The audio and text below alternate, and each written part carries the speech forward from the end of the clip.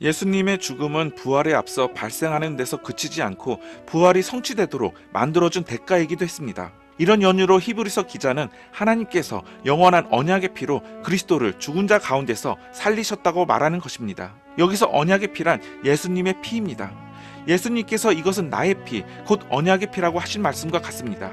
성경이 예수님의 피에 대해서 말할 때는 그분의 죽음을 가리킵니다. 단지 예수님께서 피를 흘리셨다고 해서 구원이 성취되는 것은 아닙니다.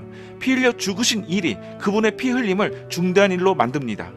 그렇다면 예수님께서 피 흘리신 일과 부활은 어떤 관계가 있을까요? 성경은 단순히 그분이 피 흘리신 뒤에 살아나셨다고 하지 않고 피 흘리신 데 힘입어 살아나셨다고 말합니다. 이것은 그리스도께서 성취하신 죽음이 너무나 충만하고 완전한 까닭에 그분이 죽음으로써 성취하신 것의 상급과 보응이 부활이었다는 것입니다. 하나님의 진노가 그리스도의 고난과 죽음으로써 만족되었습니다.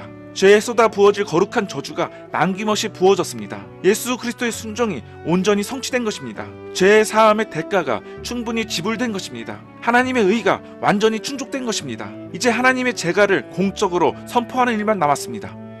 그래서 하나님께서는 예수님을 죽은 자 가운데서 다시 살리심으로써 그 일을 하셨습니다. 성경이 그리스도께서 다시 사신 것이 없으면 너희의 믿음도 헛되고 너희가 여전히 죄 가운데 있을 것이라고 말할 때 그 뜻은 부활이 우리 죄를 위해 치러진 대가라는 뜻이 아니라 오히려 예수님의 죽음이 충분한 대가였음을 부활이 입증한다는 뜻입니다. 만약 예수님께서 죽은 자 가운데서 살아나지 않으셨다면 예수님의 죽음은 실패였던 셈이고 예수님께서 우리의 죄를 짊어지신 것을 하나님께서 인정하지 않으신 것이며 우리는 여전히 우리의 죄 가운데 있을 것입니다.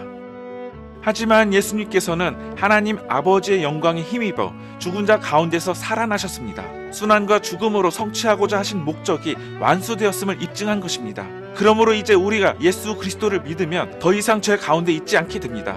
양의 큰 목자가 영원한 언약의 피로 죽은 자 가운데서 다시 살아나셨고 영원히 살아 계시기 때문입니다. 예수님께서는 몸소 죽은 자 가운데서 부활하시기 위해 십자가에 못 박혀 돌아가셨습니다.